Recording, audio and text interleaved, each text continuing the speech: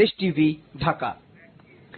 এদিকে উবার নিয়ে সৃষ্ট সমস্যার যৌক্তিক সমাধান হবে বলে জানিয়েছেন সড়ক পরিবহন ও সেতু মন্ত্রী ওবায়দুল কাদের।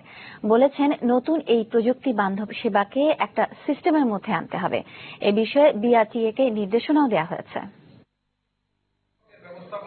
জাতীয় প্রেস ক্লাবে নিরাপদ সড়ক চাই সংগঠনটির 2 যুগ পূর্তিতে আয়োজিত অনুষ্ঠানে সড়ক পরিবহন ও সেতু মন্ত্রী ওবায়দুল কাদের স্মার্টফোন অ্যাপ ভিত্তিক ট্যাক্সি সেবার নেটওয়ার্ক উবার নিয়ে নিজের অবস্থান পরিষ্কার করেন। বলেন, বিষয়টির যৌক্তিক ও বাস্তবসম্মত সমাধান বের করা হবে। সম্প্রতি বাংলাদেশে উবার সেবা চালুর পর সড়ক পরিবহন নিয়ন্ত্রক সংস্থা বিআরটিএ তা নিষিদ্ধ ঘোষণা করে। উবার একটা সিস্টেম আজকে আছে, নতুন প্রযুক্তি, লেটেস্ট টেকনোলজি, ঠিক আছে, নিয়ম কানুন বা লিগ্যাল সিস্টেম এগুলো আলাপ আলোচনা করে ঠিক করে নেওয়া যাবে। আমি বিআরটিকে বলেছি, এটাকে ঘৃণা না করে, এটাকে প্রত্যাখ্যান না করে, এটাকে কিভাবে সিস্টেমের মধ্যে এনে একটা গণপরিবহনের সংকট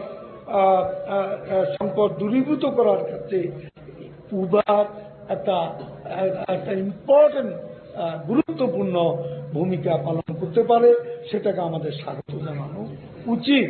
মন্ত্রী বলেন, বর্তমান সরকারের আমলে সড়কের অবকাঠামোগত উন্নয়ন হলেও দুর্ঘটনা কমছে না। চালক এবং পথচারীর মানসিকতাকেই এই জন্য দায়ী করলেন তিনি।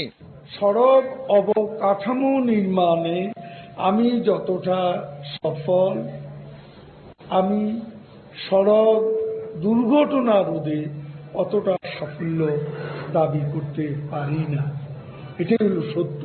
সমন্বিত পদক্ষেপ নিলে সড়ক দুর্ঘটনা অনেকাংশে কমানো যাবে জানিয়ে ওবায়দুল কাদের আসছে শীতে কুয়াশার কারণে গাড়ির গতিবেগ 80 কিলোমিটারের মধ্যে সীমিত রাখার নির্দেশ দেন। জয় যাদব, দেশ টিভি, ঢাকা। ইলেকট্রনিক মিডিয়ার সংশ্লিষ্ট যে কয়েকটি সংগঠন রয়েছে তাদের সমস্যার সমাধান ও মিডিয়ার সার্বিক উন্নয়নে প্রয়োজনে আইনের পরিবর্তন